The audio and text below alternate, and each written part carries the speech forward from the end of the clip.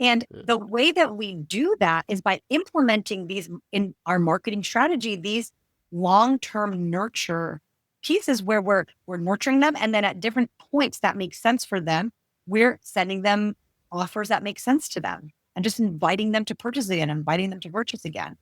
I don't know really why, because a lot of these small operations, they're not looking at their marketing scorecard. They're not maybe so tight on their on their systems and watching the budget and all those things. They oftentimes the big question is sort of like, okay, we need to reverse engineer, like really understanding what's going on and what's working, what's not working. Because oftentimes the business becomes attractive for the sale because there's like this one person that's really, the 80/20 rule, right? That one Yeah. person getting 80 of the stuff, 80% of the results.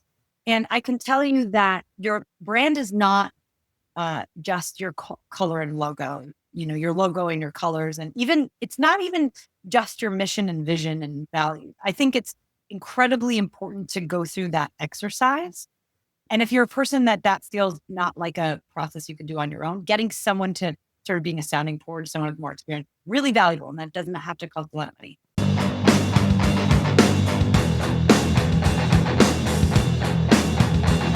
Hello, and welcome to the How to Exit podcast, where we introduce you to a world of small to medium business acquisitions and mergers. We interview business owners, industry leaders, authors, mentors, and other influencers with the sole intent to share with you what it looks like to buy or sell a business. Let's get rolling.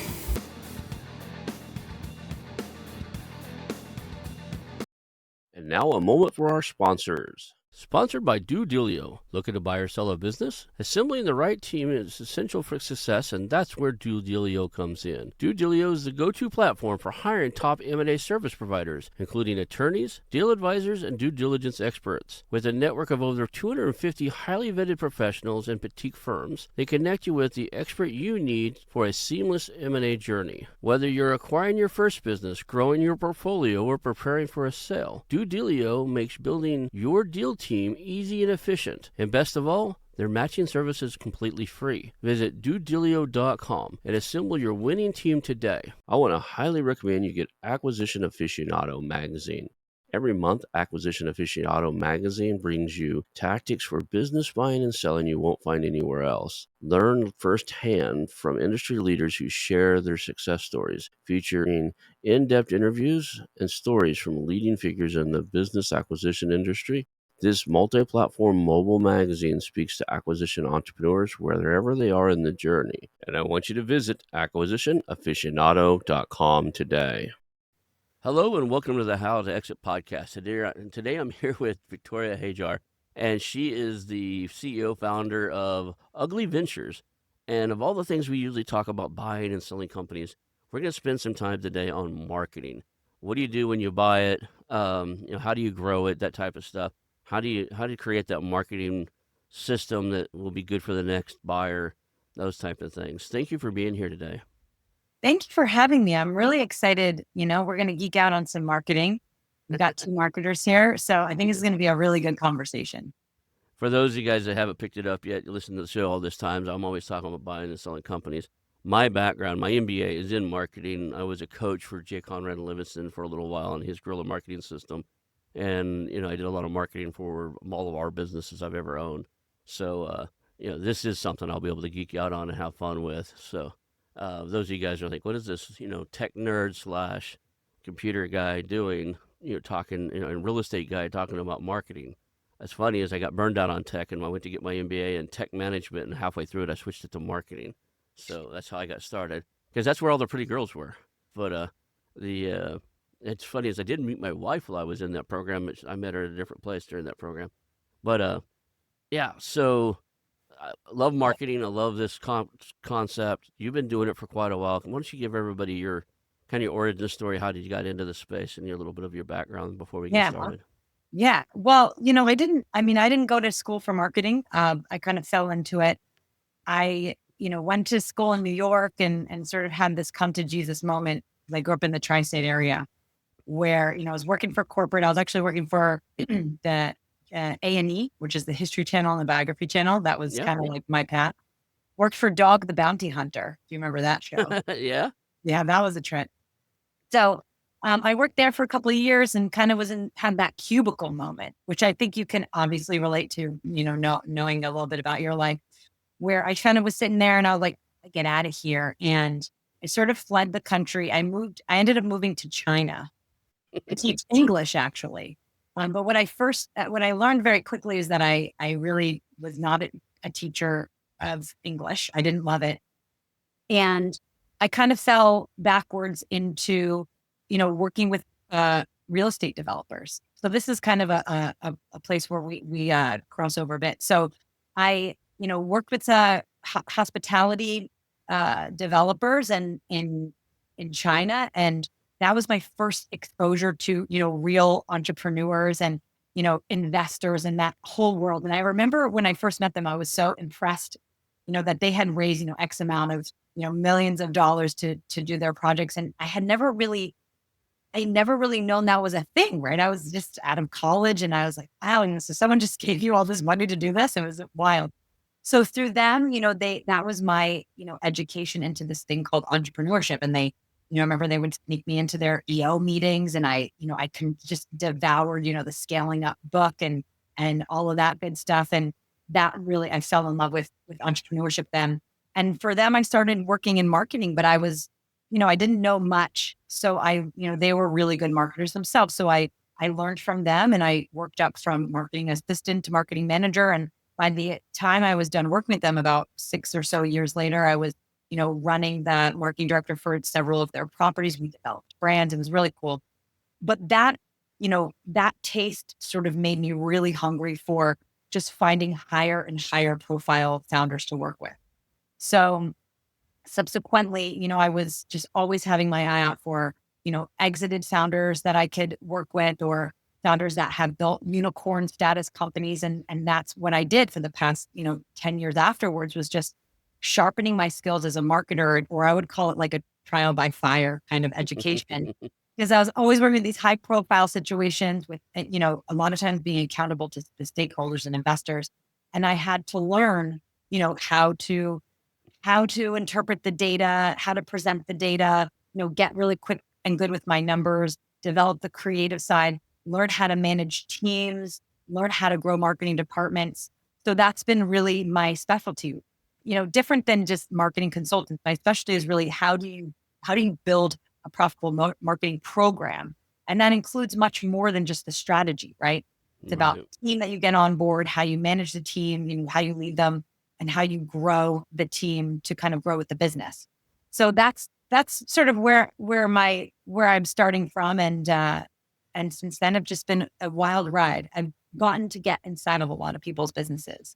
Have you ever rode the ride through the transition process, through an exit where you were working with a founder, they sold the company, and you got to go through that process at all, or?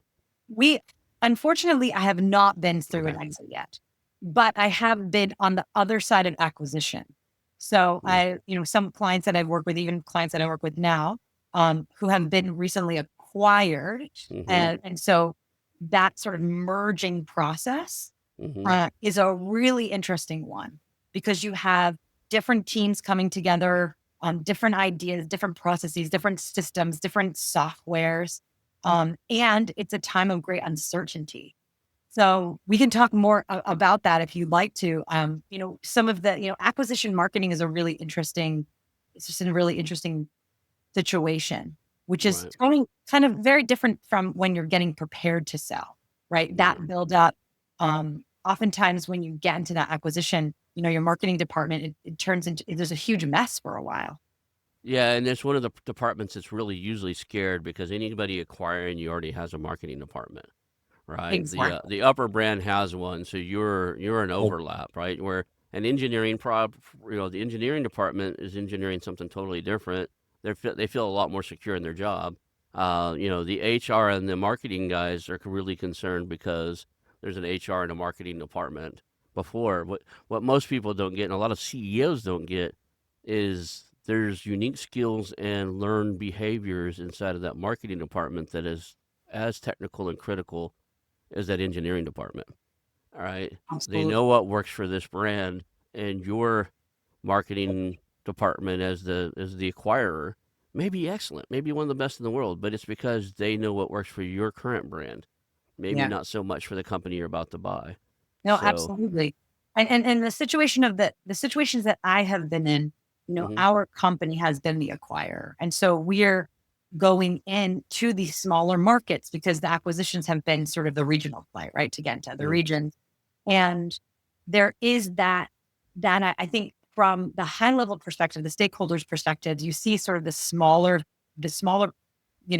assets you're acquiring as perhaps, right. They may have backward systems, they may not have the right software, they may have, but they know their clients, right? They know their clients and they know their market.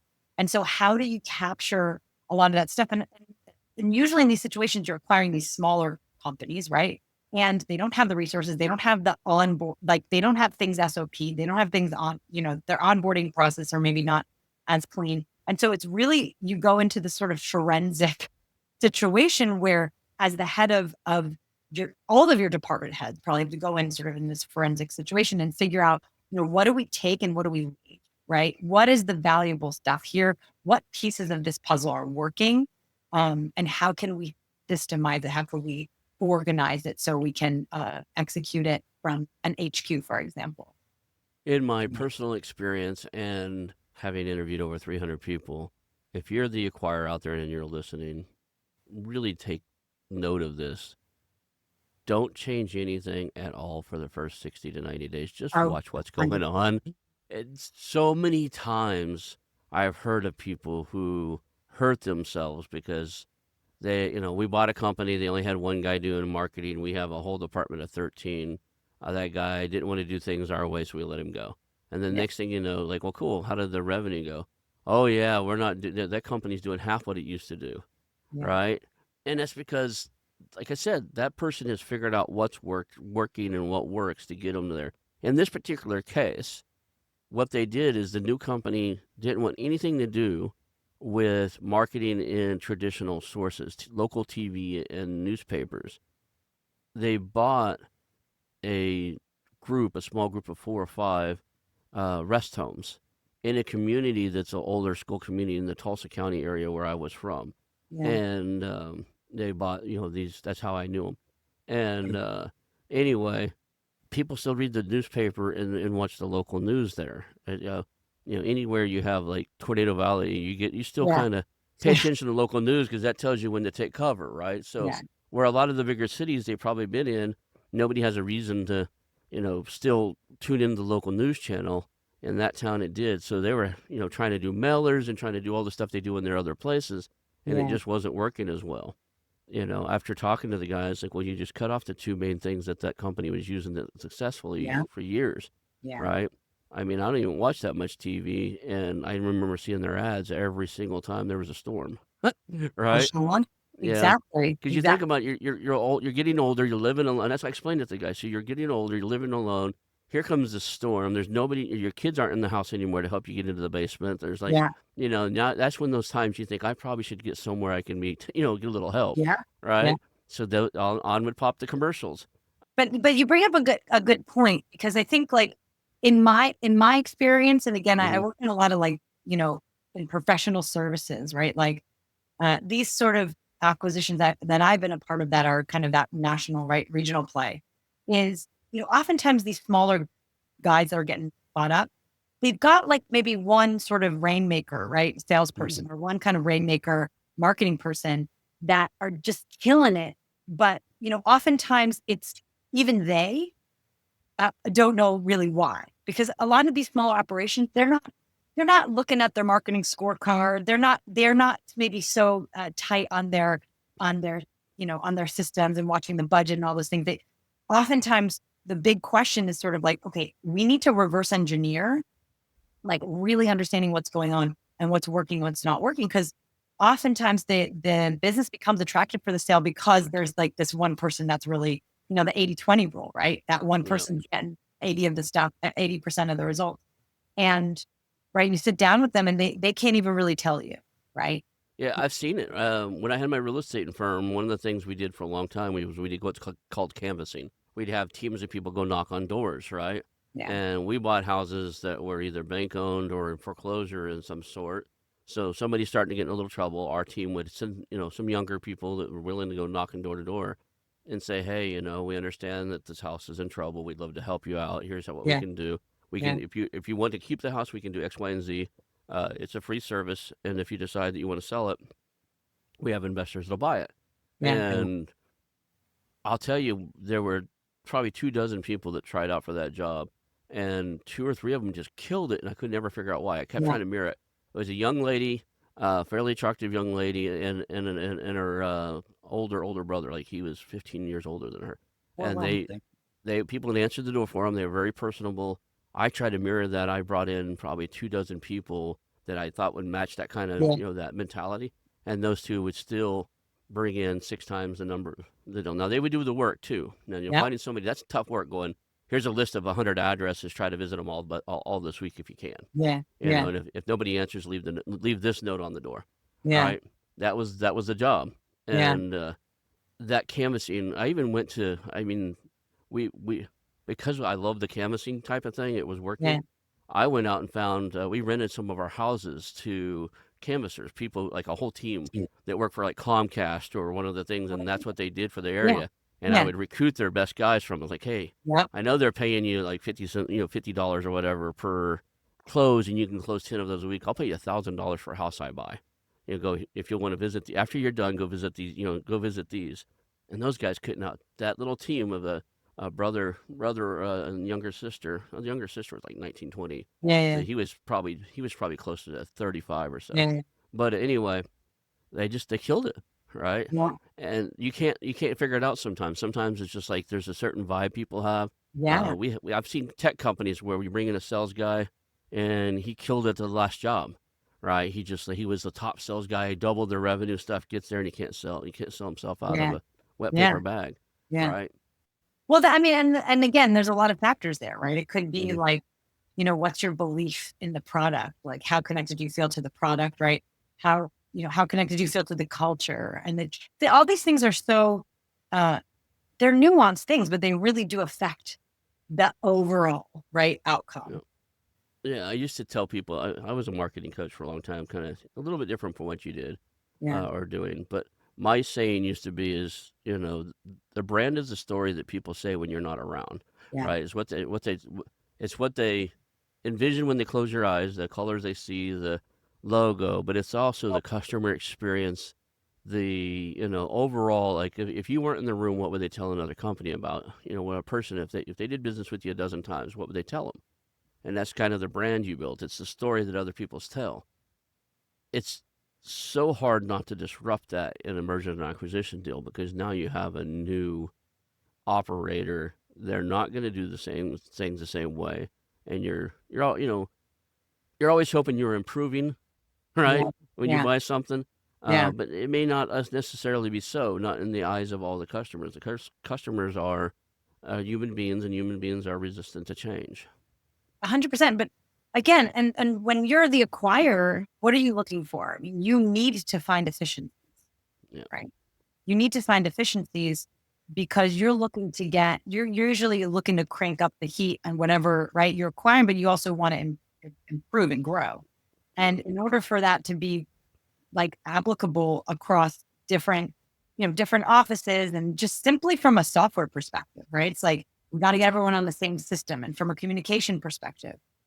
But yeah, I mean, I think that's where I feel like the CEO having really strong transition team, especially for sales and marketing, is imperative because of how different those strategies can be market to market. Like, as you mentioned, right, with Tornado Alley, if they stick me into Tornado Alley, a girl from Jersey, like I wouldn't know, I would have no insights there. Right.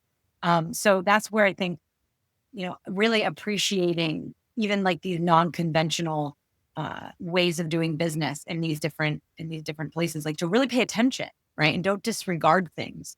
Because as you said, people will come in and say, well, we need the TV spots or we need the mailers or whatever, because that's what worked in these other places. And we just want to stick with what we know works. But that could also be, could kill the success of that effort, of that strategy in that market.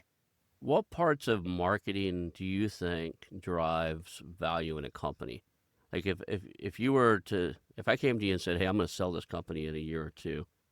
Let's get things situated to where my marketing department is attractive to a buyer, or Oh, the yeah. company's marketing and the image of my company and everything within your realm. What would you think would be the most important things to Yeah. address?" Well, okay. So obviously there's two layers. The first layer, which is probably the most obvious, it doesn't matter which department it is, right? To make sure that you have your systems, right? You're organized, you're systemized. I think one of the biggest fears for buyers, like I work a lot with one of my like partners is Flippa, which I'm sure you've Mm. heard of, right? So Oh yeah, I absolutely. I, I work a lot with them and just providing content and guidance. And so, one of the things, so they work with the sellers and the buyers. So one of the things Hmm. on the buyer side, right, that's instilled a lot of fear is the idea that, things will break if the team gets changed out, if you kind of disrupt what's going on. And the only way that you can really assure that buyer that that's not going to happen is by having your shit organized. I don't know if I can curse, right? Yep, Organized, go ahead. systemized, and that you can really show the correlation between the strategy you have running and this results, right? And that those strategy results formula is systemized, and from an operational standpoint, you can kind of switch out people. You want to be in a position as a buyer where you're not there's no golden handcuffs, right? It's not like you have to be connected to one particular person that holds the key to the palace. So I would say that, but I guess the next question becomes, how do you get to that point where you have everything organized and systemized? And you're saying, what drives value? I think there's two there's two primary points that drive value in the marketing department. The first is, of course, the brand, right? The oftentimes in a sale or acquisition, you're looking for the brand equity, right?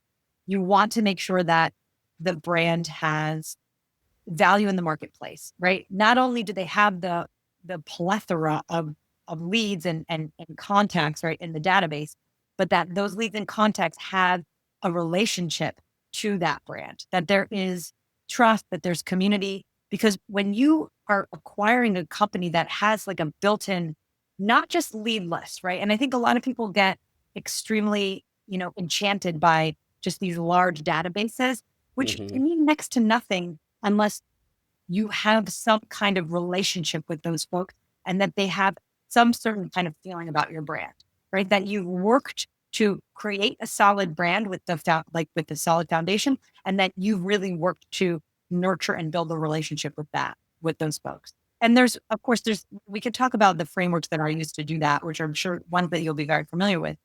But we also can, we can measure that brand affinity. We can measure that community and that trust, right? And depending on the type of business, there's different tools that exist. But that's a really, really important piece of the puzzle when you're buying a business to decide whether that brand does actually have value or not. And it doesn't, and today's world, that could say, hey, you could have bajillions of followers on social media and folks may be looking at that as an asset. But again, there's a lot of ways to acquire followers Yeah. that does not involve genuine connections or genuine community, right? So we need Right. to measure those things. I want to clearly address the term brand because I think I'm very biased in this, and this is one of my own cognitive biases. Yeah, good. I honestly think that way too many marketing agencies sell bad marketing without any results in the namespace of branding. Yeah. And I honestly think if you're doing less than, say, $5 million of revenue a year, less than a half a million in EBITDA, you should never be doing anything for the sake of branding in the terms of spending money on marketing agencies and that type of stuff. The branding, don't get me wrong, I'm not saying you shouldn't do branding. I'm saying if you're going to pay for advertising and stuff like that, you want driven results. I want to put a dollar in and I want to know what I'm getting a dollar quarter out or a dollar Yeah. five out, Yeah. right?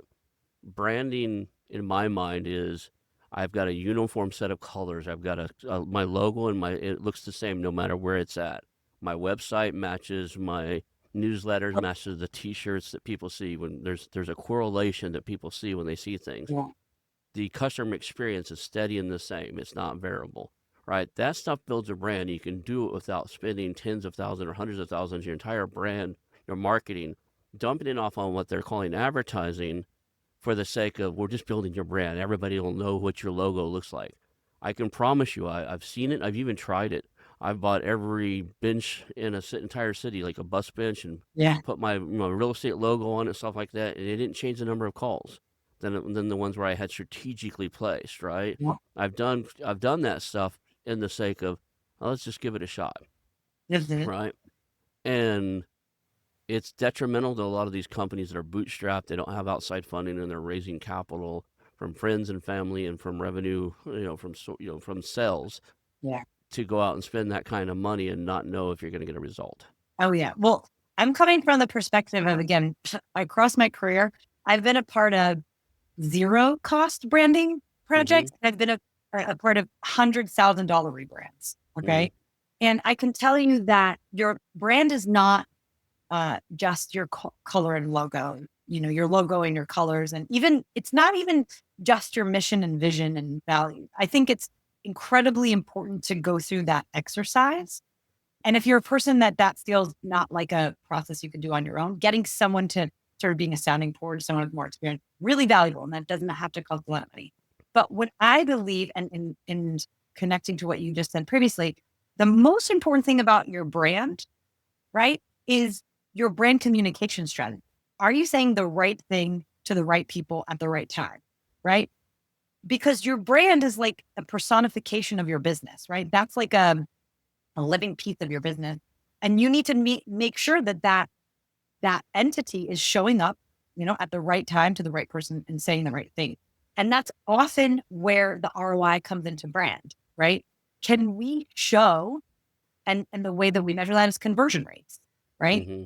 Is our brand communication strategy. So the way we're showing up, right? How we physically look, right? How the website looks, how the logo looks, how the copy reads, the way we're physically showing up in the world digitally to our prospects or whatever, even physically, is that driving conversion? And if it is not, it is often, not the product or services that is flawed. It's the way that we're talking about the product and service. And that's actually the thing that most people don't get right. Because it doesn't, like, the marketing strategy is like, what are the actual physical tactics that we're running, as each stage of the client journey, right? And we'll get to that in a second. But none of that stuff's going to work unless you get the brand right. And in that, it's like, what is your company? How does it physically show up?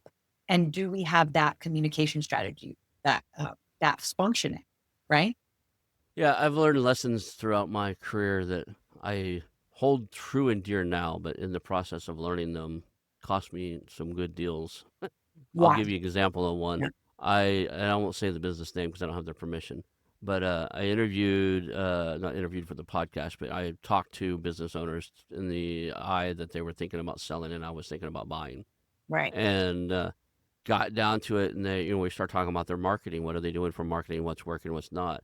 And he's like, "Oh, we run some Facebook ads. We do this. None of it really works all the time. It's just hit or miss. We just, Right. we got good months and bad months." And he says, "I think the problem I have right now is I want to go do X, Y, Z." He had a new shiny object. He didn't Yeah. think he had the proper product market fit Yeah. for the service that he was trying to sell. And he said, "I don't know how to fix that." So what I did is I just went out and started reading all the 2-star and 3-star reviews and figuring out what people were upset about. Yeah. And then some of them had decent social media, so I just reached out and said, "Hey, would you give me 5 minutes?" I did. I reached out to 50 or 60 of them and said, "Would you give me 5 minutes? I'd kind of like to know about your experience." And what I learned is he was trying to sell his software and his tools for X, and the people that were actually using it and leaving good reviews were using it for something totally different. Yes. So 100. And this goes back to brand, right? It goes back to the basics of who is your target client? Who's your mhm. customer, right? And what problem are you solving? And when you have a problem with product market fit, it's that question. And I think that the reason why that's so insidious, right, is I feel like most business owners, it's very simple, right? Mm-hmm. And it seems like something that you can, figure out like in 30 minutes, you can kind of think about what problem I'm solving, whatever. The reason why it's such a insidious issue for business owners is that it's a simple concept, right? But it's not easy to hit the mark on. Yeah. And most folk waste a tremendous amount of marketing dollars, i.e. ads that are missing the mark because actually they are not really clear on who they're selling to and what problem they're solving for them. And that's where sort of building out a system, a client journey in a systematic way that you can measure, right, the results at each of these levels is going to give you that feedback you need to iterate and improve, right? And how smart you are, but not everyone thinks about this, right? Let's listen to the customer feedback and really be able to interpret what they're saying and how that means, like how that relates to our product or service and how we're talking about it, right? And so mentioned before about the customer service, I think that marketing is a tremendous part of customer service. It's not just who's picking up the phone and what are they saying, what are their scripts. Customer service is everything about, the onboarding experience, even like how they're interacting with the product or, the billing experience or, what happens if a payment gets right or, invoicing, all of the stuff that is part of the communication strategy. And we often miss that piece because we're just thinking about the physical person that's answering the phone and what they're saying. But marketing can affect that much, a lot. So in the way that I work with clients and the way that I think about marketing and building the marketing department that I think is really useful for folks on either side of the coin. If you're someone that's looking to sell, what do you need to get together inside your marketing department to get to that organized, systemized place that's going to not only build confidence with the buyer, whoever is looking to buy, but also to have a system in place so you can actually clearly measure ROI, right? Because that's, again, a lot of folks that when they think of selling, they're looking at these things like, oh, this is the size of my database, and this is my follower count, or this is our, pipeline deals, right? But when we structure things in a way that's systemized and organized, and we build a marketing scorecard against a system, we actually can showcase quite easily, right? The channel performance and the ROI of each channel. We can actually see very clearly our efforts and what it garners for us in terms of all of the things that we do in marketing. And I just think quite simply, folks, a lot of businesses, especially smaller businesses, they just like don't have like that. They know that that's important, but maybe they don't know exactly how to do it. And so that, this is what I help clients with. But the overarching theme here is how do we organize and systemize? I look at the marketing department in 4 different kind of areas. First is all about the brand. So do you have that idea of, not just the colors and the logo, but who you're serving, who is your target client, how are you reaching them? What are the problem that you're solving? Do you have a comprehensive, competitive analysis? Do you know what's going on in the market? Do you have sort of your again, messaging matrix tied together that's proven, right? So, here's the pain point. Here's how we solve it. This is the messaging that works. Do you have all of that together in a way that is documented that you can actually train other people on? That's one thing I would ask everyone that's listening to think about. Because oftentimes something maybe you did in the beginning when you first started your business and you never worked it again. And that has changed a ton as you start working and things are changing. Make sure you have that tied together and check in with that at least yearly. The next piece is, have you built a systemized marketing growth strategy? And that's, you can call it whatever you want, but I call it the 24/7 marketing flywheel. It's a version of the client journey, right? These 6 stages of sort of turning someone into, a prospect into not knowing about you and your business and what you do, all the way into, building that relationship, nurturing them, building that sense of community, converting them into paying customers. Do you have that mapped out? And then do you have a system for measuring the success of that strategy? Do you have that in place? And the answer is no. I would definitely take a look at building that out, because again, a lot of folks think a marketing strategy is just like running ads, right? But actually, when you look at building out a full journey, it goes from these kind of disparate tactics that you're running in marketing, where honestly, a lot of, especially the men that I work with, sorry to say, they just focus on the top of the funnel. It's just like, we just got to get more people into the sales funnel, more people in the sales funnel, but they're actually, and then once those people kind of like leave that initial funnel, it's kind of, they kind of forget about them, and they just are focused on just more, more, more, more, more, and missing a huge opportunity of folks that, have had that one or two touches with your business. How do we build that relationship and build out that community piece, like I said, or that brand loyalty that translates into revenue, that translates into higher LTV, like lifetime value of that client or that customer. So looking at that comprehensively. And then once you've built out that system, you're really looking at your team and saying, if I want to get to any milestone or any revenue goal, you look at that strategy you have in place and really have to ask yourself, like, do I have the right people on the bus to execute the strategy? And if you don't know, right, how to measure that, building out a scorecard is going to help you. Because if you say, hey, on the marketing scorecard, we're just not getting, enough leads, or our churn rate's really high, or, we're getting a ton of bad reviews, whatever, that's going to point you in the right direction of where your team may be, deficient. We had one marketing roll up where I was a part of. We talked to over 200 plus marketing agencies. Since then, I probably at least talked to over 200 plus small businesses. And I can tell you, and probably count on a single hand, how many of those businesses had a marketing system so attractive that I wanted to acquire the business because of what they did in the marketing. It is very possible. The one Yeah. that really sticks on my, and even like the 200 something marketing agencies, when COVID hit, it destroyed most of those guys because their typical way of marketing was to go to trade shows, bump elbows with people, take them out to fancy dinners, and land new clients, Yeah. right? Or steal them from go to social events and steal it from the other Yeah. agencies. They was all elbow to elbow. Yeah. Didn't work so good during COVID. They were having a hard Yeah. time. Yeah.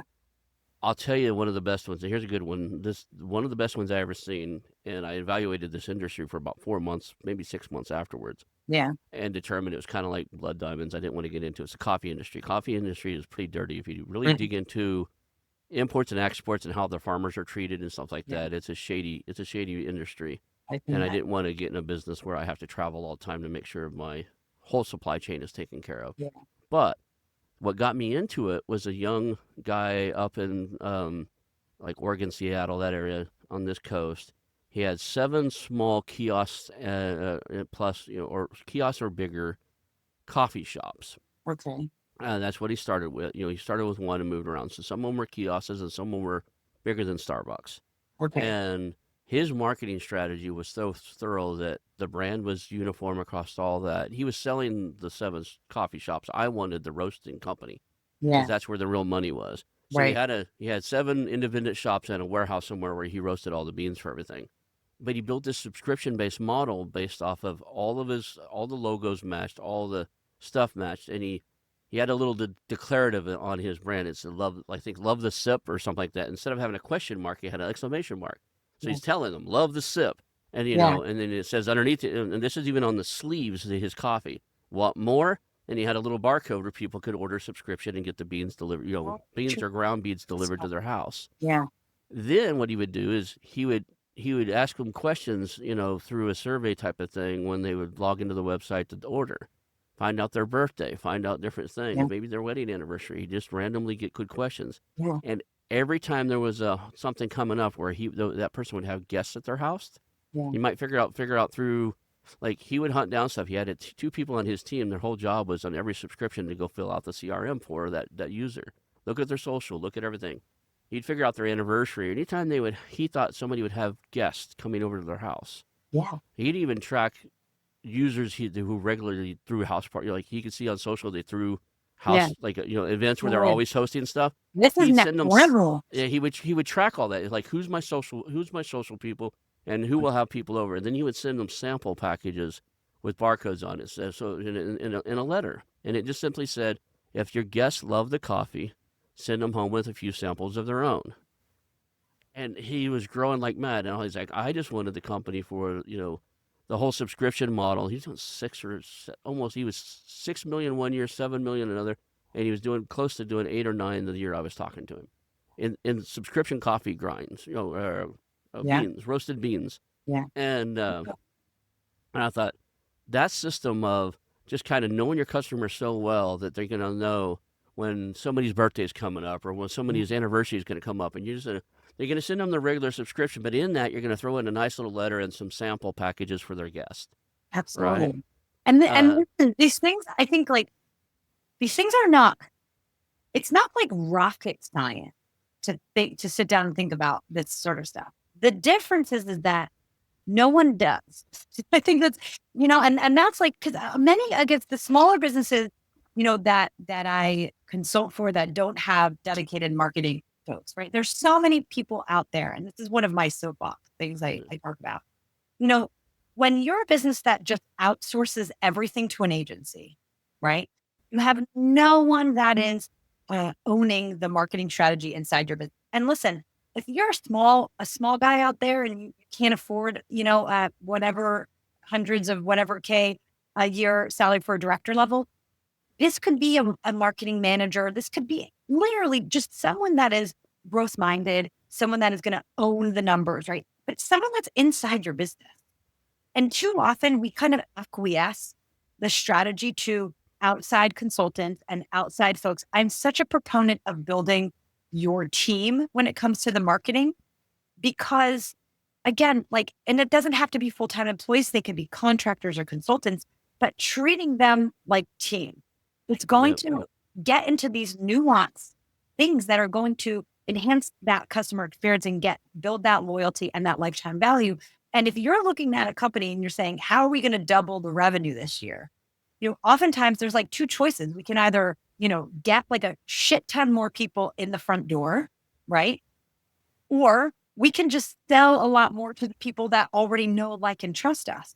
And that selling more to the people that know, like, and trust us is a piece that people, like, often they don't think much about.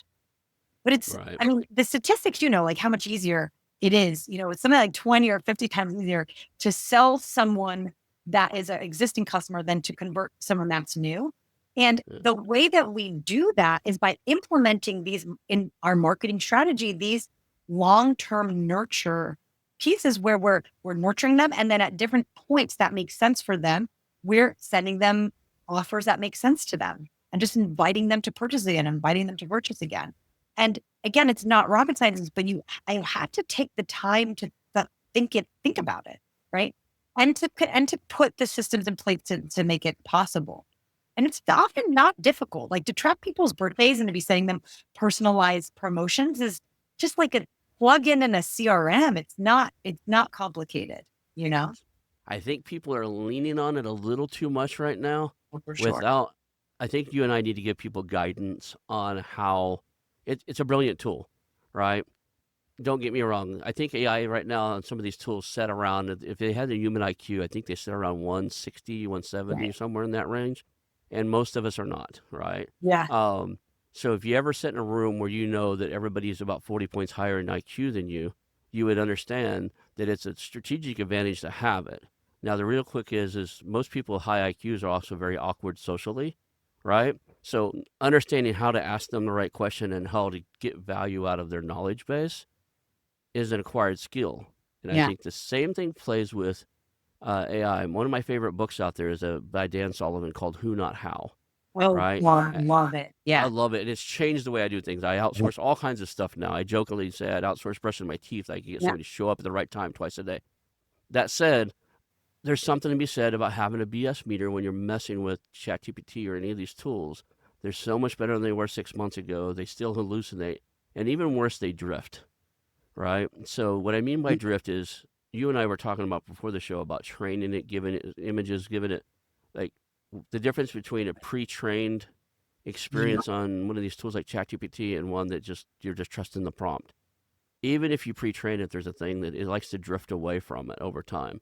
So if you have it write sales letters and after the third or fourth one, you'll realize it's losing the voice. Yeah. You have to sometimes tell it, no, go back to all the stuff I gave you Yeah. and stick to the plan, Yeah. right? Yeah. It wants to get too creative. It's Yeah. like it's kind of like having a toddler an 8 or 9-year-old who's really super creative, has an IQ of 170, Yeah. right? I You, just, you, you, yeah. Well, one of the things that I just want to tie this back to what we're talking about with the coffee guy, yeah. because one thing that I think is imperative that everyone pays attention to when it comes to marketing and the future of marketing in general is that what AI is doing is, we are now interacting with these tools and they're going to feel hyper personalized. And there's a lot of the software companies that we use, like our CRMs and the marketing world, like, even if we're generating copy or we're doing lead, we're pulling leads and we're doing cold outbound, like the amount of personalization that is possible with AI is something that is going to, I think, in the very near future, be an absolute like given for prospects. Like they're going to expect that any marketing or sales messages to them, table legs is it's going to have context about who they are, and this idea of like, insert here, right? And us as the human need to like put in the personalization. Now there's tools that can look at people's LinkedIn profiles, for example, and see what their latest post was, or look at their Instagram post and see, like you said, or did they host those parties or not? And so we as business owners need to be able to harness this for our businesses, because if not, we'll get left behind. So Mm-hmm. whether that means tools that we need to purchase or training that we need our team to get on or whatever, but again, our marketing, sales messaging, and our communication is going to have to feel that personalized to the individual, because that's the market's going to expect that. Now, I think the question is that how do we do that? And how do we leverage these tools effectively in our businesses and particularly in marketing, right? The obvious use case is, copy, but we can do so much more than just writing copy. But to your point about training, right? We need to make sure that if we're utilizing this technology, that it's trained properly. Actually, I'm asking you a question. Mm-hmm. What would it, because you have more experience in this than I do in the back end, right? So what is the difference from a back end perspective from a bot that someone is just wielding themselves, like that toddler or that 9 or 10-year-old, versus something that's consciously crafted that's going to give you the best output? So, in my personal experience, I don't think it's possible for us as humans to build anything without impairing it somewhat with our own cognitive biases. So, the engineers that have trained these different chatbots you'll notice, and they're trying to fix some of it now, they tend to lean towards the political affiliations and the ideology of the engineers that built it. Grok is trying to avoid that altogether, but it's still a little bit sassy on the Republican side, where ChatGPT is a little bit leaning the other way. I don't think that's healthy in any sense for anybody's brand. I think that in some expense, your brand is a cognitive bias in its own way. It's a way you're trying to instill people to think a certain way about your product, about your service, and about that type of stuff. Oh. And if you don't give the chat a voice on that and say, here's my avatar, here's 15 different uses of my logo, and give it, here is the last 2 PR releases we did. Here's, the last 15 advertisements we did. Stick to this brand voice, stick to this narrative. The same way you would train I onboard my ChatGPT like I would a new employee. As a matter of fact, every time I prompt it like I would a task in an employee. Your job is to do X, right? I expect, Z is the result. Here's the result I'm looking for. You're hired on to do, and give it a job description. And then I want, these features, I give it as detailed of the output as I can. And then I say, do you have any questions that will help you perform this task? Mm. And I promise you, it asks me 10 or 15 questions every time. And sometimes if I don't think it gets it yet, I'll say, well, I'll answer all those questions. I'll say, Yeah. did that bring up any more questions? I act like it's an employee. Yeah. Or are you ready to do this task? Yeah. And it'll ask me 1 or 2 questions, right? And then I answer them. And then it does a pretty good job. And then sometimes you still got to go back and kind of like, okay, this, this looks great, but I want you to change this portion over here. And you have to, I still think, I haven't seen one yet where it doesn't help to have a decent BS meter, Yeah. right? I'm a trained copywriter. I trained under Dan Kennedy. I have a master's degree in marketing. I'll tell you right now that ChatGPT out of the box, untrained, probably writes the equivalent of what you would have to pay a $10,000 or $15,000 copywriter to write. Yeah. But if you wanted to do a $50,000 to $100,000, copywriter job, which is more realistic on a really great piece of copy, you're talking, Dan Kennedy would charge you $100,000 to walk in the room and talk to you about your project. Yeah. So he's one of the best on the planet. But, on average, the good guys, you're looking at, big numbers, 5 to 6 figures to get something done. If you want it to spit out something like that, you need to train it on your brand. You got to train it on previous language that worked, right? You train it on your avatar. You just can't just go and say, hey, write me a sales letter to sell Mickey Mouse stuffed dolls, Yeah. right? That said, I honestly see great results with it, right? I use it on a regular basis. I was telling you beforehand, I actually programmed a complete app using AI. I used AI to write an app that actually uses AI to help people. Right. So, Yeah. So meta. Well, the thing is that I feel like what I have seen in my line of work mhm, is that what is most helpful that the average person, so the reason why I think the average person can't, like one entrepreneur that wants to do every function in their business just using chatbot. mhm, Let's look at that use case, which I think we can get pretty close to that happening, right? Because we keep hearing these like bets of, the oligarchs of the tech world saying, pretty soon they'll be the first $1 billion company with less than 10 employees or something like that, right?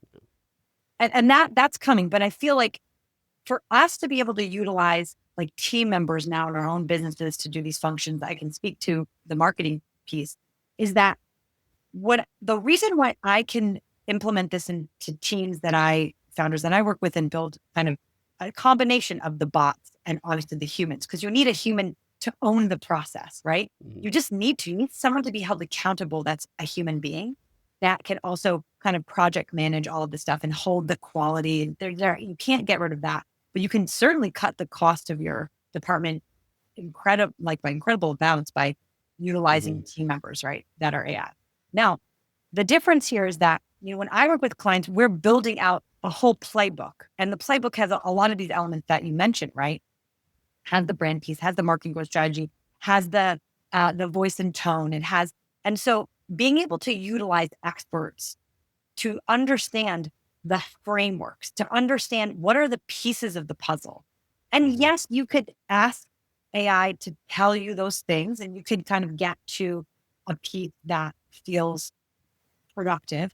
But I think that the shortcut is really hiring the experts to be able to understand what success looks like for a particular tactic or a particular, a department or particular piece of your business, and getting kind of those guardrails on how things should get done. If you're working and training bots against proven frameworks, I think you're going to have a lot more success. absolutely. And that's sort of, I think, the danger here. I see a lot of people really confident in using AI, but because they don't have this set of frameworks and this kind of like roadmap to follow, that Mhm, it could actually just get you into more of a shiny object chasing and a little bit more lost than you already are. So mhm. that's where I think leveraging experts to help with that piece is really, really useful. Or, I mean, again, you can hire consultants and hire folks like us to help in those things, or even be reading books and be able to apply principles from different teachers that have, to do it yourself. But you have to do it from a place of proven framework and a proven strategy. I find sometimes that it'll spit out so much stuff, and you're like you said, you get that little bit of overwhelm. one of the things I treat it like an employee or an advisor. I was like, man, I just sell it. Man, that's a lot. Can we put that into a project timeline or Yeah. prioritize all the stuff you gave me in order of the greatest impact on what I'm working on, and give me a timeline on what to implement.